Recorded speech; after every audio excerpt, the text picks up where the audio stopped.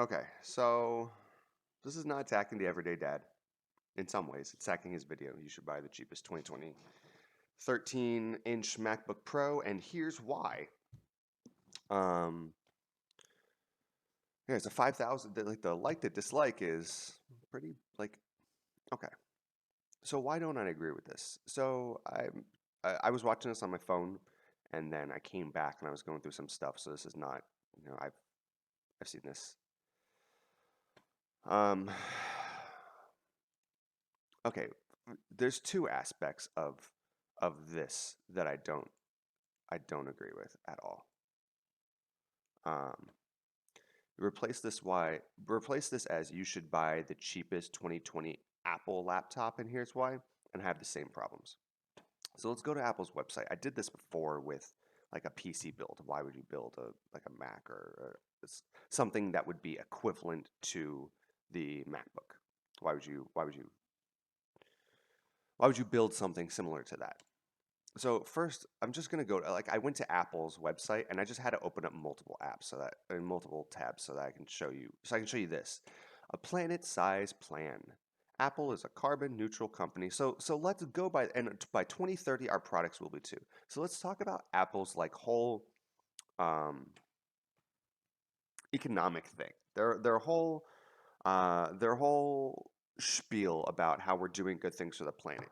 So their over reliance on Lightning and their hesitation to completely go over to USB-C, although there would be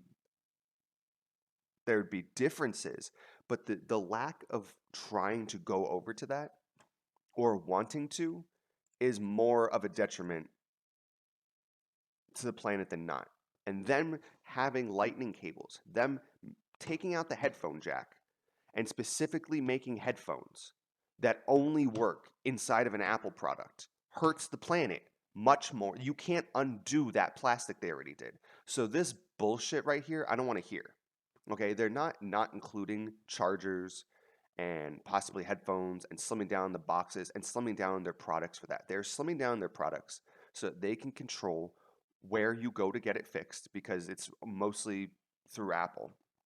If you want to not have the possibility that Apple's going to pull some shit of breaking your computer or your phone, um, the person who does the repairs is still going to possibly have some sort of contact. If you give it to somebody who doesn't fully know what they're doing, um, which isn't unfair to anyone except for Apple, because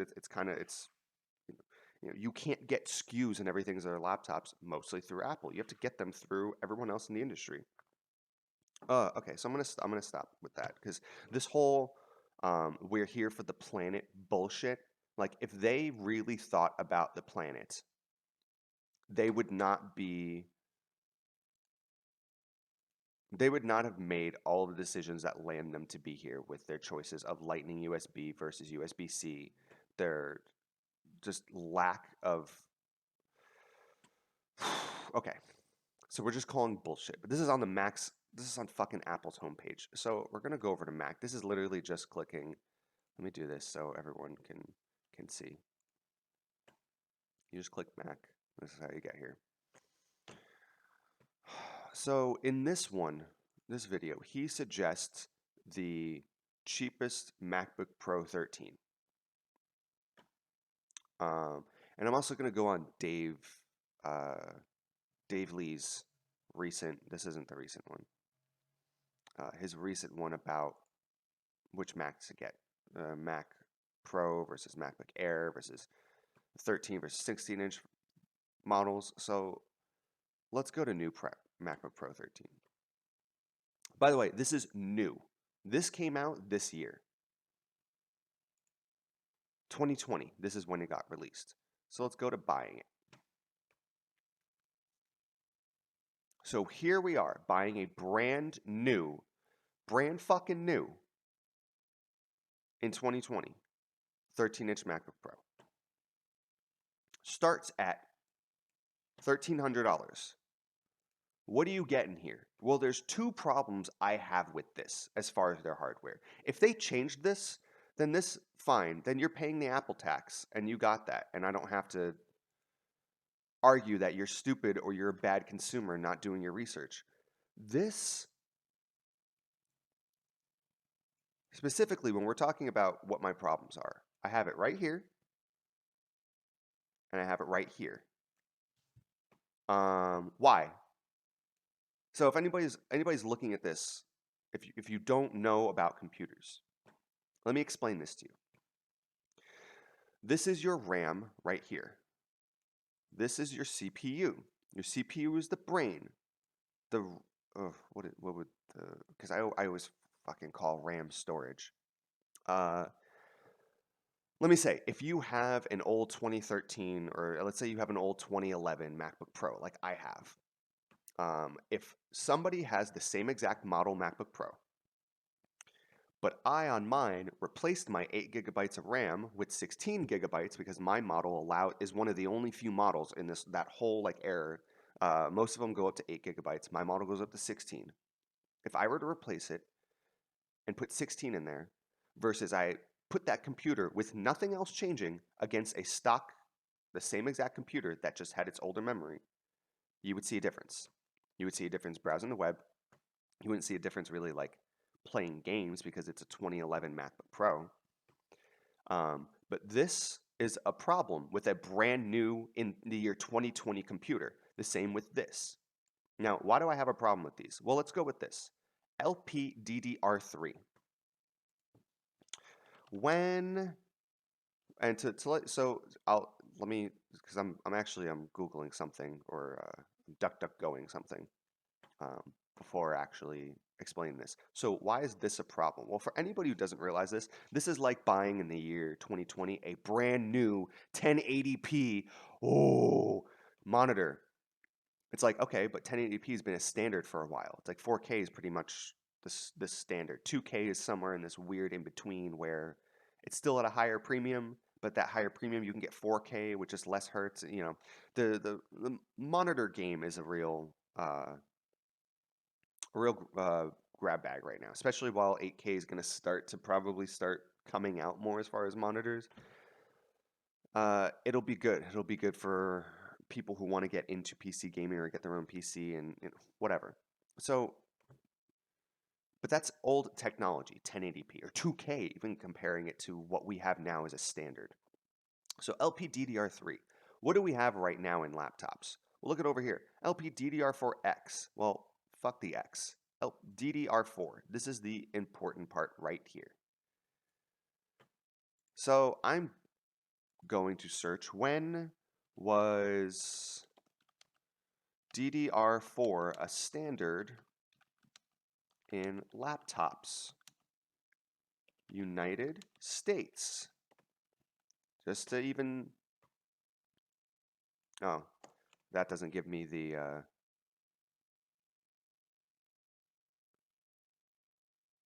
Here. Released to the market in 2014. So let's say that this released in 2014. By 2015, for about 5 years, DDR4 has been the standard. This was introduced in 2014. So you take a company that's selling you their baseline computer for $1,300 fucking dollars. You assume that when technology comes out in 2014, that they're a leading innovator, that there's someone who takes and implements that technology, not waits. Wait, what's today's date? 2020? 5 years? So 5 years later, 5 years after, and I'm going to give this the 6-month, 1-year benefit of the doubt to catch up to being a quote-unquote standard. 5 years. If you want to argue 6, fine. 6 years after this has become the standard. I will say 5. Probably closer to like 4.5. 4. But for what Apple perceives itself as and what it tells you it is, that premium product, it should be at least 5. So 5 years after this technology has been a standard to the industry, you're paying 5 years later for old technology. And the other problem here is 8th generation Intel Core i5. So I'll do another window. When did... oops, I forgot to copy it. When did the 8th gen Intel Core i5 processors come out?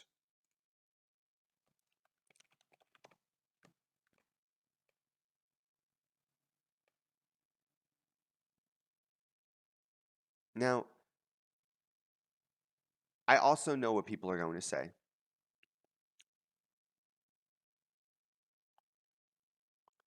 I think this is Core i5 that's messing it all up.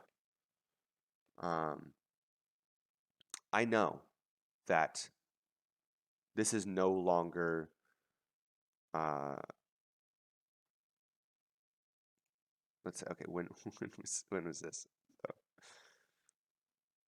So, actually, I don't really, because I don't really feel like sifting through all of Intel's bullshit to find an answer. I'll tell you. Let's go here.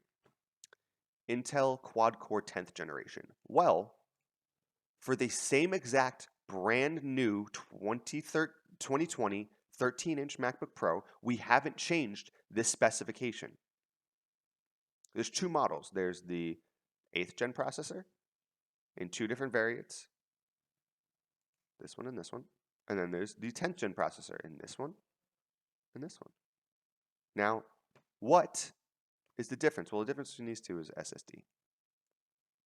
You know, same with these two. This one comes with 1 terabyte. That comes with 512 gigabytes. What's the difference between these two? These are both. Let's even go with, because this has the same fucking storage options as that. What's the difference between these two for $300? A processor, your CPU. So 10th generation. If anybody who doesn't figure it out, let me use this Pokemon as an example. Pokemon right now is on its 8th generation of Pokemon games. So you would assume buying an 8th generation Pokemon game that it would be having the same stuff as a 7th generation Pokemon game. Because the way math works, 8's after 7, it's the next generation, the next iteration. Whether that iteration is a year from now or 3 years from now. Their processors, I believe it's yearly basis. They come out with something every year. 8th generation processor, 10th generation processors just came out this year, which is this whole new part. This is the part that's new. These last two laptops are the part that's new. So the true new MacBook 13-inch doesn't start at $1,300. It starts at $1,799 because this is a 10th gen Intel i5 processor. This is an 8th gen. Why isn't this a 9th gen processor? Because Apple didn't want to go back to the drawing board, redo all of this to put a better processor for the consumer. They didn't want to go back and change this for the consumer because it would have cost money unnecessarily, and you idiots are still going to come out here and buy this stuff without looking at what you're buying. So why is this a problem? Why is this such a, this is such a, well, because of this.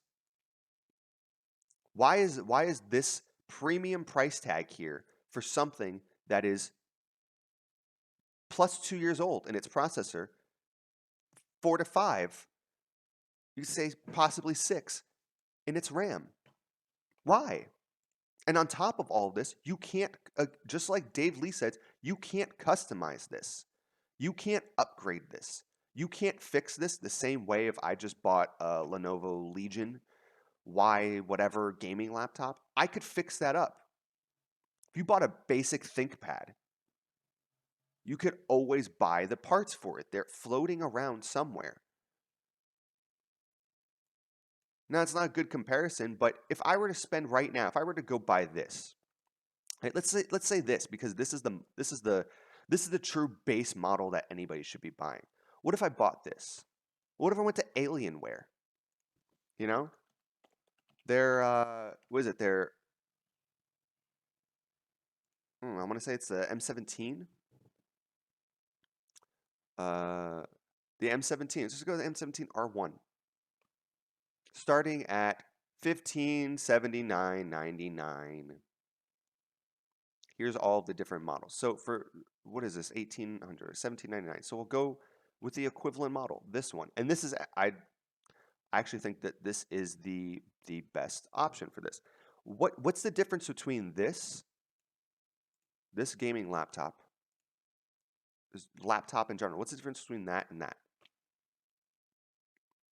Besides these specs, I can open this up and change some things around. I can bring this to someone and they can just fix it for me, even if I don't know what the fuck is going on. I have to pay Apple for a premium, and I'm already paying a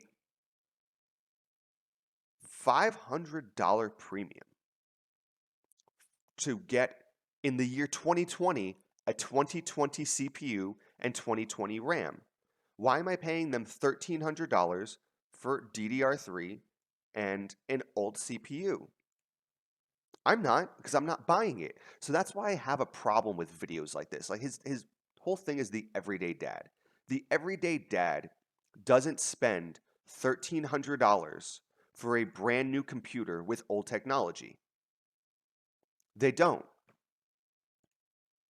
And I don't care about how comfortable this operating system is for you in the Apple ecosystem. Go buy a $200-$300 MacBook or a Mac Mini off of Craigslist or eBay, Facebook Marketplace, OfferUp, anywhere. Amazon, go buy a refurbished one for like 400 or 500 that just gets your, just has your operating system, communicates with your other Apple devices. Why not? Like, why is this a problem in the year? Well, for somebody who's an Apple person, this isn't a problem. Like, you can do whatever the fuck you want. You want to spend $1,300 on this, go right ahead. Now, what is this a disservice to? The general consumer. Because this is again, brand new, the year 2020 MacBooks. Let's go over to all I put in was Ryzen 4000 CPU laptops.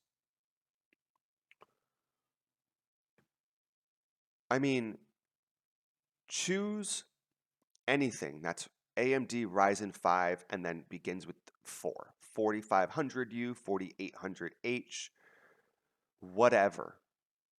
Make sure it's came out in the last 3 to 5, 6 months and get that.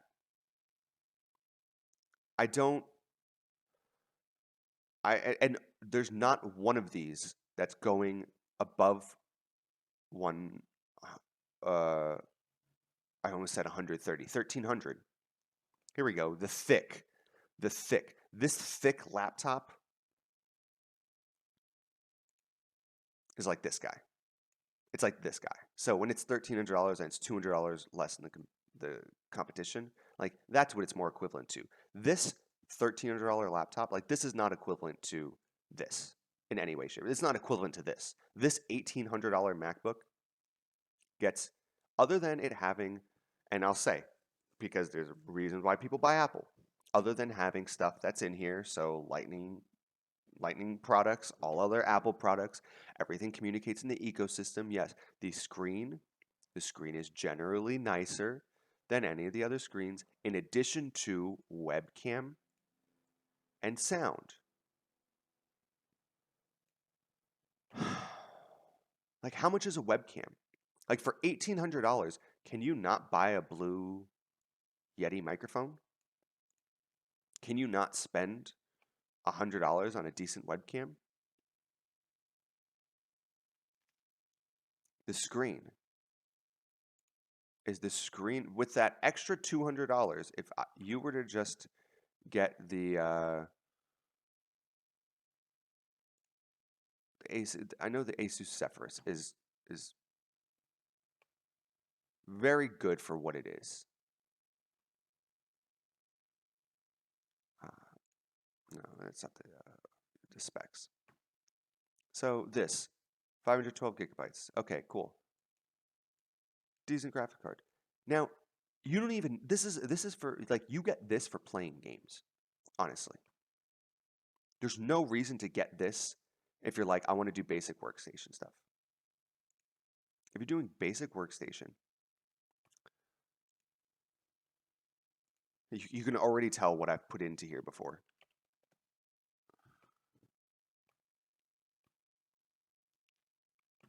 Right here.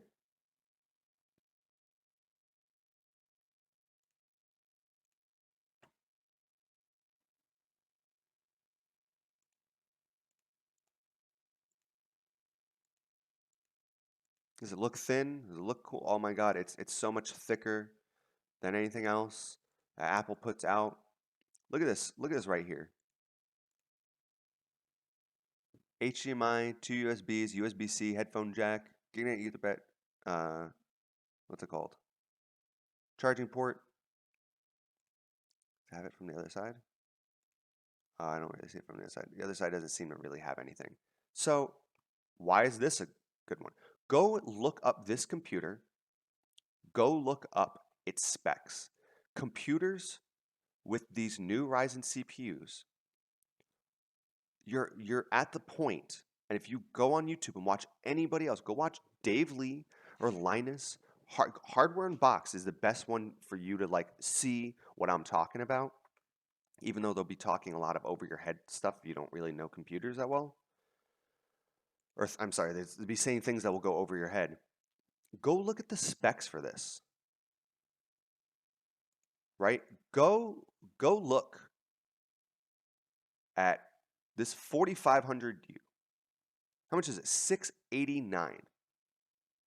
It comes with integrated graphics, which means it doesn't have its own GPU for graphics. Now the 720p, this is exactly what I'm talking about. This 720p camera is kind of trash. This RAM, it's soldered. Oh, it's shit. But it's 3200 megahertz of DDR4.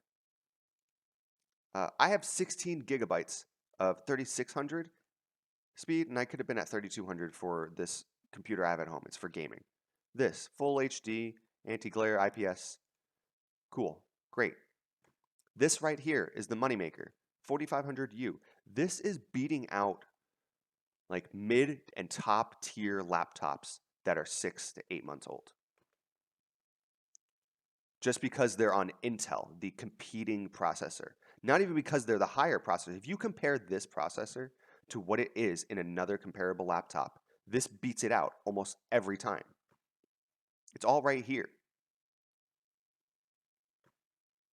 This is brand new. This just came out. It's out of stock right here.